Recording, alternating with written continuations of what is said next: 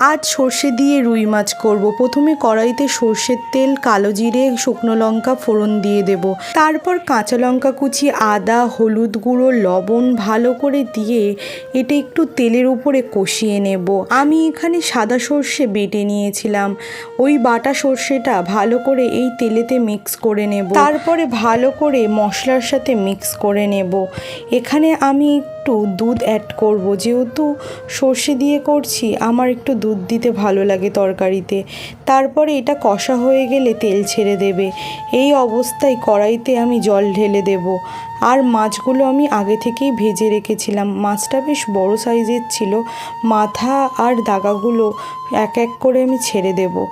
আর ফুটে আসলে এটা চাপা দিয়ে কিছুক্ষণ পরে ঢাকনাটা খুলে একটু ধনেপাতা ছড়িয়ে, কাঁচা লঙ্কা ছড়িয়ে নামিয়ে নেব। রেডি আমার মাছের ঝাল। কেমন লাগলো ভিডিওটা কমেন্টে জানাবেন।